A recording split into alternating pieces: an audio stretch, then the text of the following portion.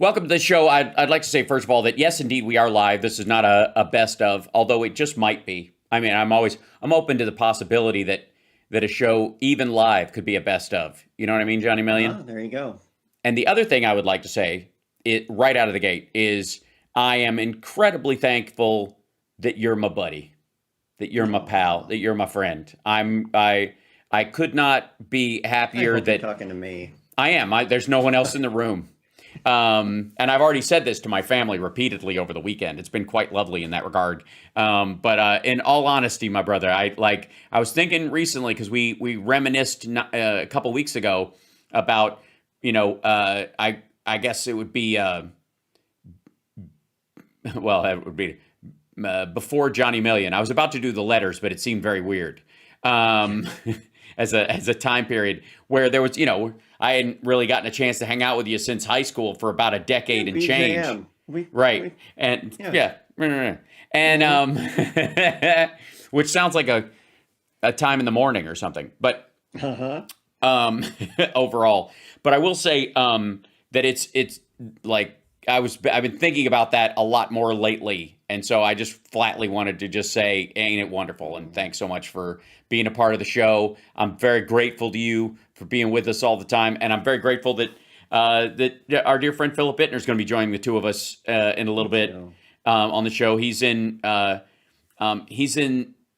Kiev right now, where the Scorpions are singing the city anthem.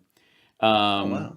Blackout. I'm kidding. It's a never mind. Anyways, too obscure a reference this early in the morning. And then on top I of do that, I love would that also song, though. I do too, even though it sounds like something really untoward if you sing it wrong. Um, But you should know that we actually talked about House Sparks at our Thanksgiving table. oh, come on. Yeah, one of my mother-in-law's friends is a big fan. Aw, that's And lovely. yeah, and she always brings it up to my mother-in-law, who frequently forgets to listen. To bring it But up, she just yeah. But what's funny though is that they say like, "Oh, I just get so exhausted listening to him. He just goes and goes." And I'm like, "Yeah. Has imagine he always it been was like like a that?" Yeah, yeah, yeah. pretty much. He's always been kind of exhausting. That's exactly. I'd like to if I could be grateful for something else, I would add that to the list that I could just wear people down to the nub Just just by wear him down. talking. That's right. Nobody can escape that. And by the way, I my energy and my optimism will can outrun anybody. I will throw down I um, agree. on behalf of the good people of Earth and the people that love them. Ain't nobody slowing me down. No way. I No, got news for you. You nobody's can gonna break at your stride. no. Nobody gonna slow me down. Oh Oh no. no. I've got Oh to keep on no. moving, and we You will got it. eventually. We'll eventually, I promise, get to an actual story this morning because there has been a bunch of news. But it is a holiday weekend, so I feel like we can cruise into it. the Yeah. The other thing I would like to say is I am increasingly excited that Devin and everybody at the Chicago station are part of our lives as well because they've been part of this whole like accidental reunion that they had no intention of playing such a part in this, did they? No, they did not. No, they had no And idea. and yet, ta-da! So I'm moving you around in the camera because I just can. Um, and so, much love to them and our dear friend Lady B. If she's in the building or listening anywhere nearby, we love her as well.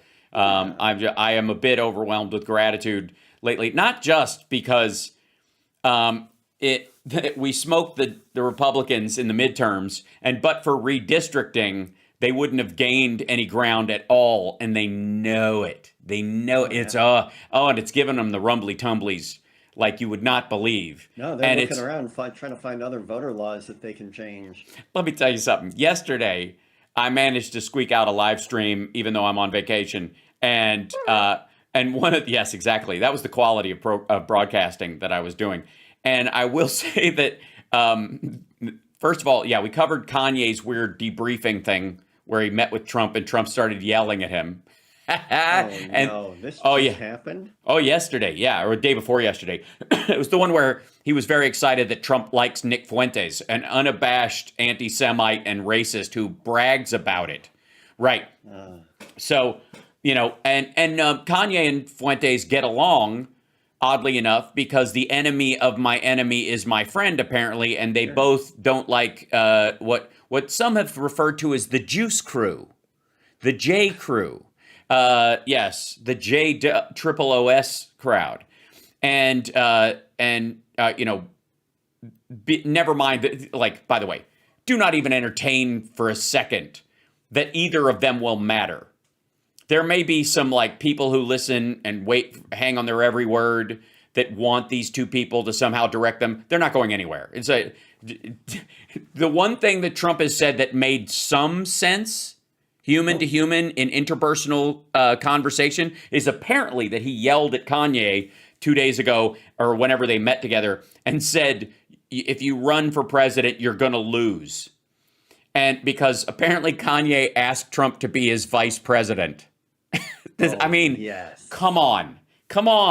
It just gets better so all the sweet, time. though. It's so sweet. It's like ego on ego crime. It's hilarious. And I would like to say for the record, he's doing him a favor. Like, I know, I'll ask that little guy to be my VP. Yeah, buddy, let me help you out there. It's just, and again, the fact that he did it on the same kind of unabashed, psychotic ego level that Trump speaks at, like it's like two foreigners finding themselves in a strange land where neither of them speak the language, and they're like, thank God, a fellow countryman, and that person is just as awful as they are. Like they were better off talking to people who didn't understand what they were saying. Oh, just and on top of it, please, can we just enjoy? Can we give thanks? Every segment this week will be about giving thanks for the little things in life. Like that Trump and Kanye were yelling at each other, and that Trump called Kim Kardashian a rather untoward word for women at Kanye, thinking that Kanye would like to hear it because it's his ex. Meanwhile, he apparently did not, because he's only got one, and he, for as nutty as he is, apparently helped raise his kids at least a little bit, wants to be engaged with them, unlike, Trump, who, like, hands off, like, the mother is like a milking machine in a dairy factory, and the babies are just to be raised in cattle pens until they're old enough to be employees. Yeah. But on top of that, guess who wants to run against Ronna McDaniels for chair of the RNC? Guess who? Just think, dig deep. Don't think normal like the actual people in Congress. Think of the most absurd Trumpian crowd hanger-on barnacle idiot you can come up with. Oh, Mike Pillow? Ding, ding, ding. Yes, you. What do we have for him, Johnny? Oh, you are Johnny. Yeah, Mike Pillow He wants to run for head of the RNC? Yes, and by the way, the Speaker of the House. He also thinks. Oh God. By the way. Do you understand how sweet this is? Well, we're gonna have to take a break in a second, but you have to understand how sweet just watching the ego of these guys play out. Mike Pillow said he's, and I quote, 93% sure he's going to run for head of the RNC. By Monday, he'll be 100%. And wait for it. He asked people. Let me get my calculator. Yes, he asked people to chime in and say, do you want me to run? And he gave out a special email address for them to contact him and say, well, yes, on the air, what they would like him to do. Guess what the email address is? Mike Lindell, RNC at frankspeech.com. He already gave himself the name Mike Lindell RNC, like he runs or he's not part of the RNC. He's not actually in the RNC insofar as I know, other than he donated at some point. He's not in any, I don't know, any structural level anywhere. And he gave himself the email address already. Oh God, I'm just Wow. look. There are a lot of things that are shocking and sad. Not the least of which, by the way, we found out right as I came on the air today that Irene Cara has passed away.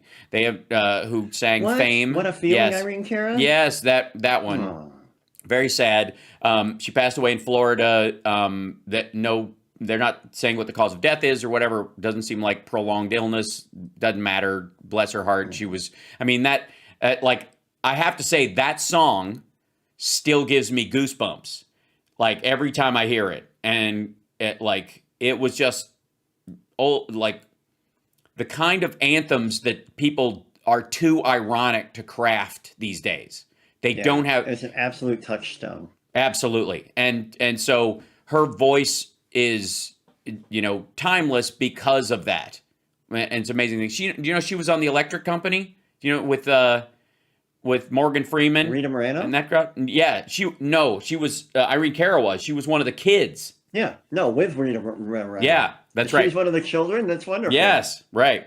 So it's always nice to like to recognize that not only does she had the kind of career where that's an impactful song that will just hang forever. It doesn't matter when you hear it. There's a lot of songs, especially, and she had a great catalog, but that song in particular is oddly, even though it is very almost period, like in production style, like it sounds Yeah. like the time, and yet it's timeless.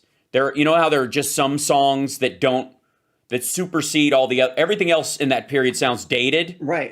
It's very dated, but it holds up. Like Yes. you can pinpoint the moment in time it was created. And it's like More Than a Feeling by Boston has the same kind of Yeah. a thing. There's certain songs where I know when it was recorded, but it wouldn't matter. If you recorded it today, you would still want it to sound like that. The same thing is true. Right. So, yeah. beautiful singing voice. By all accounts, a wonderful person, and and sad that she passed. It's just so again, thankful for full lives lived.